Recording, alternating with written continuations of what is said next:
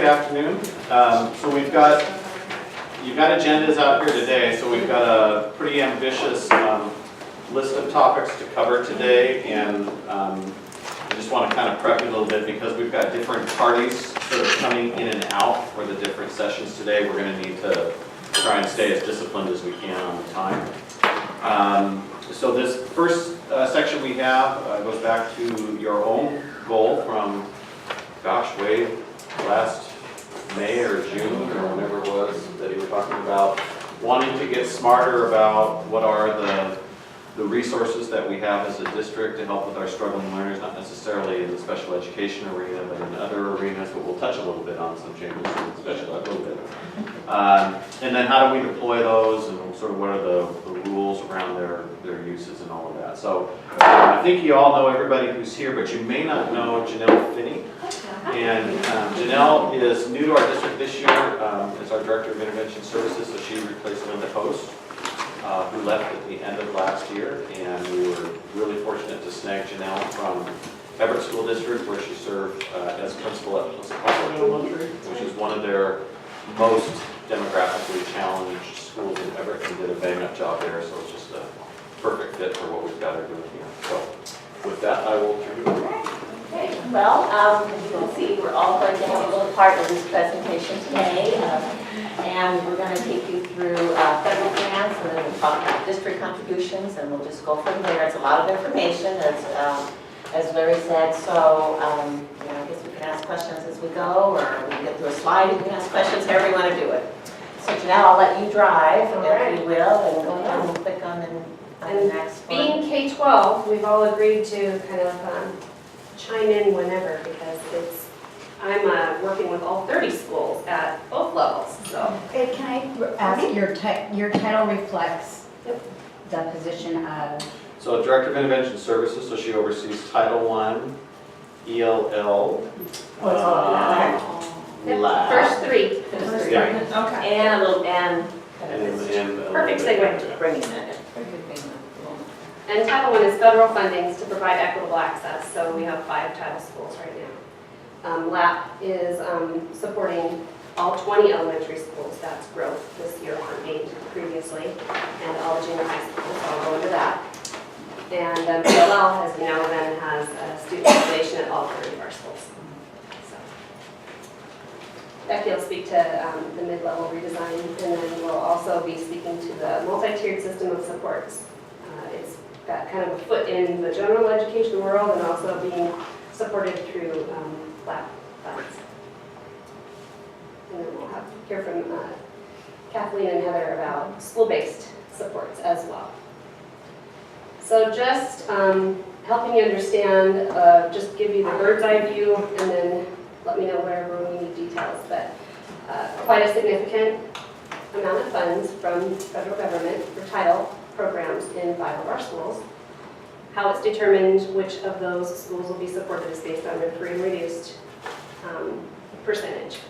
So 4 of them are what you call targeted assistance, and that means that they will specifically look for students who need support in reading, literacy, and math, and are also on the free and reduced list. So it's confidentially held information. Kenmore is school-wide, so their funding, because they're about 40%, can impact all students within the school. And Mm-hmm. I'm sorry. Because of the loss of the waiver, is that 1.4 including the 20% set aside? Correct. So it's not 1.4, it's about Yeah. 1.1, right? Okay. Can you send us a copy of this information? Sure. Put it in the briefing. Yeah. Sure. We'll drive home any notes that we have to take. So a large percentage of our title funds go to obviously support staffing. That's a key area. So there's additional staffing in those 5 schools.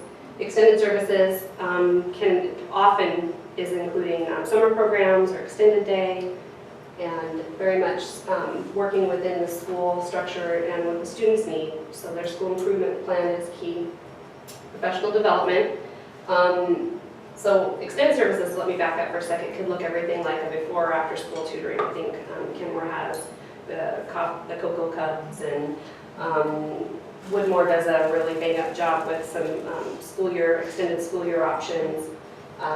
Professional development, each school then works with their school plan and can, one team can, Crystal Springs is going to the National Title Conference, and then bringing back those folks to do additional training with the entire staff. Wooden is looking at ways to support dual language, and all of them are doing PLC work because that's district. That's a way that they can definitely support and use their title funds to improve their own work, but with support from district initiative. Parent involvement, key piece there in providing multiple ways for parents to access information and to give input, so it's two-way communication. The schools are particularly adept at that. So that if it's a survey or if it's working with their natural leader groups. Okay, I was just gonna ask Yeah. examples. Yeah, their PTA, and in Wooden's case, they're even further ahead because they've worked with their natural leader group for such a long time that that's becoming kind of a bridge between PTA and natural leaders. It's a little more seamless. So just providing multiple ways. Yeah. So some key updates related to title. Perfect question earlier. The state waiver was in effect for a couple of years, and then we didn't receive the waiver this year. So there was the 20% set aside for annual yearly progress, or AYP. That's all under the No Child Left Behind legislation. So the whole state was impacted, not just our district. And for us, what it meant was public school choice was offered to those 5 title schools. Out of that, 21 students moved schools.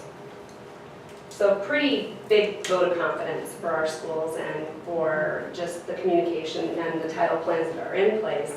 Most parents, some would call and inquire and get information either from the school or from our department, and often would opt to stay right where they were. So. And we anticipate that next year, public school choice will not be an option for us anymore because all of our schools will be in some step of AYP. And we're not alone in that either. So those kids will have to go back to their home school? The transportation won't be provided. They could stay if the parents decided to continue that, and that went into the first letter. Okay, So so they were the informed. parents understand that it changes from year to year, just making sure. Yeah, that was, I think, a very frequent discussion Janelle was having with folks last year, just make sure that they kind of clearly understood what not only 14, 15 could look like, but what might happen after that. I appreciated that advance notice for parents and helping You know them. what? I think that was really great. That was an amazing team effort from the district. I was just coming online, and the plans that were in place were seamless. So that was communication, transportation, and all the folks that are in the seats now. So I walked in and I went, wow, we are organized. Parents are getting a couple of weeks leave notice, and that's worked very hard. but it was a really well-organized machine on that one. And How many schools were choice schools this year? there were, I look at my notes, there was fewer than that. 4, It was like 4, Eastridge, Sunrise. Sunrise, Hollywood Hill, and Cottage. As you also wanted, we needed to be able to have an element of choice for parents as well. Involve them in that. And they did a nice job. The schools that were receiving parents also welcomed them to their back to school events because they had the prior notice. So it made transitions go well for kids. The SES is the supplemental tutoring, and that has been an interesting process this year. I had run that process on one school level, but to run it more systemically with involving 2 schools and probably about 50 agencies that had offered to do tutoring and be on the list. Eager to do. They were, Yes. they were. It was nice this year, however, there's additional structure put into place so that there's a fingerprinting process, which had not formally been in place. And that has slowed things down, and it needed to. That worked out well, and the tutoring agencies could not go door to door.